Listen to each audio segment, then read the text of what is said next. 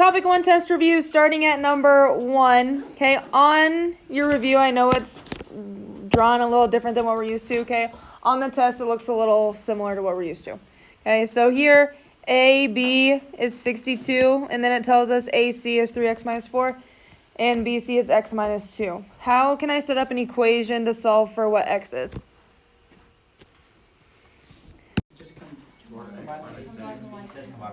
Yep, so we do 3x minus 4 plus x minus 2 equals 62.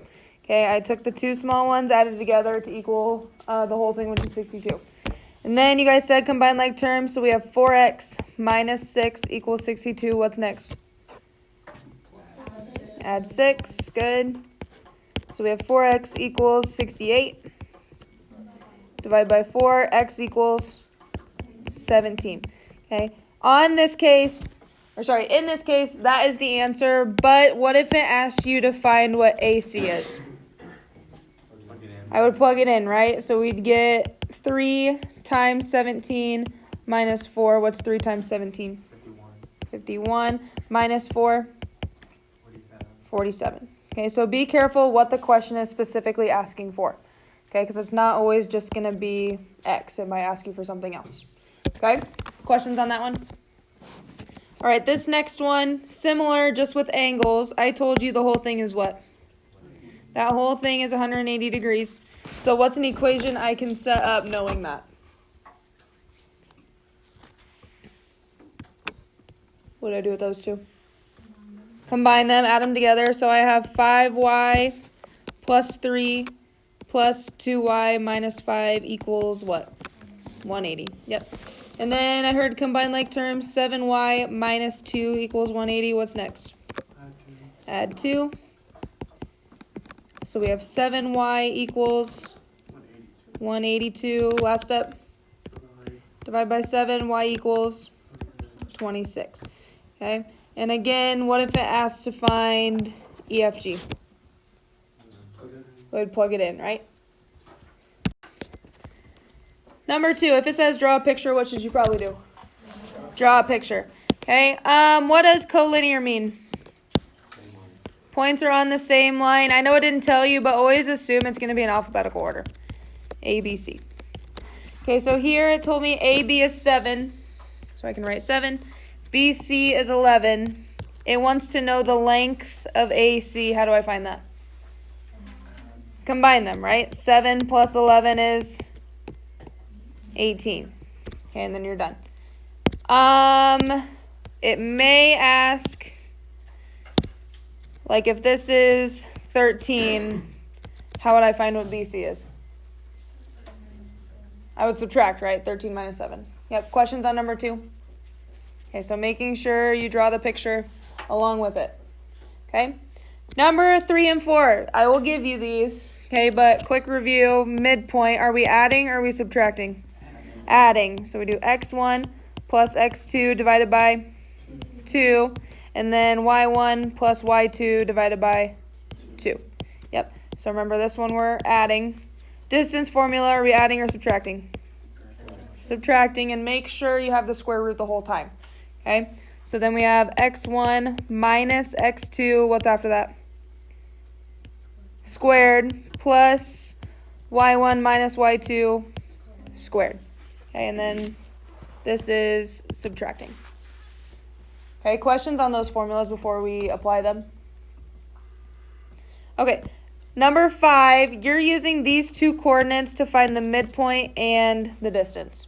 So what do I want you to do with those 2 points to eliminate mistakes? Label them. Yep, what can I label E? X1, Y1. What can I label F? X2, Y2. Good. Remember the 1, that means first coordinate. The 2 means second coordinate. Okay? We're finding the midpoint. So obviously using the midpoint formula, we're adding, what's my X1? 2 plus X2, 6 divided by 2. What's my Y1? Negative 1 plus 0 divided by 2. Good. 2 plus 6, 8. And then negative 1 plus 0, negative 1. And then simplify if you can. 8 divided by 2, 4. What do I want you to do with that? Leave it. You can leave it or Turn it into a decimal. turn it into a decimal. Either way, I don't care. Okay. Again, when you're using these formulas, being careful with negative numbers. Okay. On B, length, what does it want you to find? Distance. Okay, so we're using the midpoint or distance formula. Distance. Don't forget, it's all under a square root. Don't get rid of the square root until you use it. X1. 2 minus or addition? Minus 6 squared plus y1? -1 minus 0 squared. 2 minus 6? -4 squared. -1 minus 0? -1 squared. What's -4 squared? 16. 1 squared? 1. What am I missing? Yep, keep the square root. 16 plus 1? 17. What do I want you to do with that? Leave it. Yep, keep it like this. If I got square root of 16, what would my answer be? 4. Yep. Why can I not leave my answer as just 17? Because they're different. They're completely different. Okay, so we have to have that square root in there. Okay?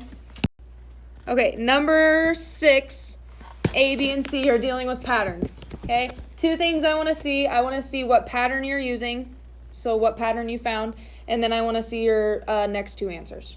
Okay? So a way to show that, you don't have to come over here and write +6 or whatever it is. Okay? All I have to see is what you found your difference to be between each term.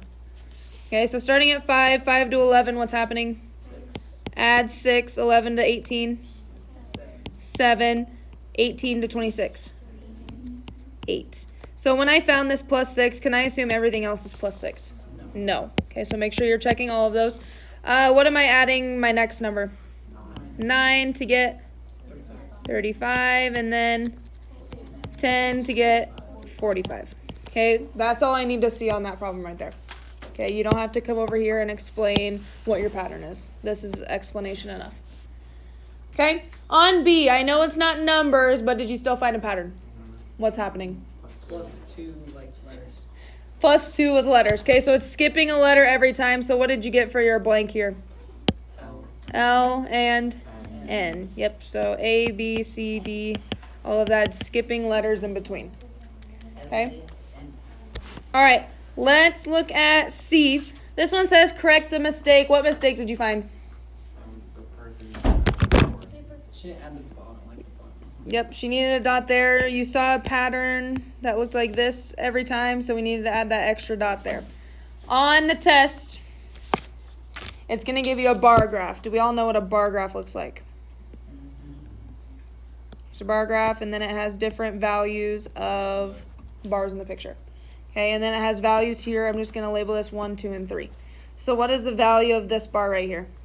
1, this bar is 2, this bar is 3. Okay, what the question's going to ask you is it's going to ask you what the value would be for a bar that's later in the sequence.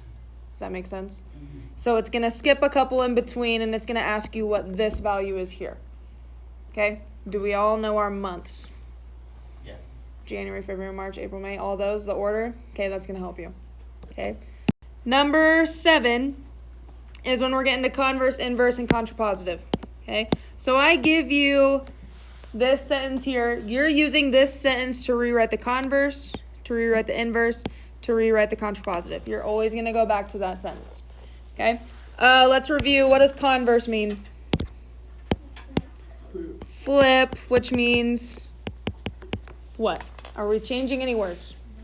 No, they're just switching positions. Okay, inverse. Adding not. Are we switching words this time? No, all you're doing is just adding not into the sentence. Are you switching the sentence? No. Okay. Contrapositive. Flip and add not. Okay. You're mixing converse and inverse with that one. Okay, so flip and then add not in both. Questions about defining those, what those mean. Okay. So if we look at converse, what would the converse of our initial statement be? If it's a rectangle and the figure is a square. Yep. If it is a rectangle, then it is a square. If you put it instead of figure or figure instead of it, that's fine. I don't care. Okay, as long as you have them in the right spots. Okay. What would the inverse be? Again, we're going from our original. If a figure is not a square, then it is not a rectangle. Bingo. Yep. If a figure is not a square, then it is not a rectangle. Somebody else. What would the contrapositive be? If it is not a rectangle, then the figure is not a square. Correct. If it is not a rectangle, then it is not a square. Okay. Questions on those three things? Okay. On the test, it looks very similar. It's just a different sentence. You're writing the converse, inverse, and contrapositive. Okay. Just remember that you're always going back to this first sentence. Okay. You're not going to go from here to here and here to here. Don't do that. Always go back to that first sentence. Okay. Number 8, biconditional. What does that mean? If and only if. Okay. What did you write for your if and only if statement? Two lines have the same slope if and only if they occur. Okay. Did somebody else write it the other way? Okay. Yep. I would have accepted both. Okay. To eliminate the deciding which one is which. Okay, because I know that can be tough sometimes, especially the one that I picked for on the quiz or on the test. I switched this question. I give you the if and only if statement. You have to write 2 conditionals from it. Okay, so I give you this statement. I give you this statement here. You have to write 2 conditionals from that. What does that mean to write 2 conditionals? Thank you. To write if and only, or if and then. Yep, to write 2 if-then statements. So, from this statement here, okay, this if and only if statement, what's one if-then statement I can get from it? If 2 lines are parallel, then they have the same slope. Right, and then where can I get the other one from? If 2 lines have the same slope, then they're parallel. Yep, then I just flip it. Okay, so once I have one of them, to get the other one, I just have to do the converse and flip it. Okay, so I give you the biconditional, I give you the if and only if, you just have to write 2 conditionals or if-then statements from it. Okay, and I left 2 lines there for you, so you know you have to write 2. Okay, number 9, does anyone remember what law we use? Number 10's law of syllogism. Do you remember what 9 is? Starts with a D.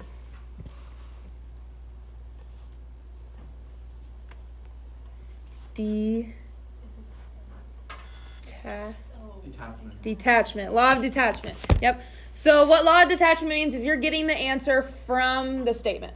Okay, you don't have to do any thinking or finding patterns. You're getting the answer from the statement. Okay, so here it says if Cameron scores a 75 or greater on his test, he earns a B as his final grade.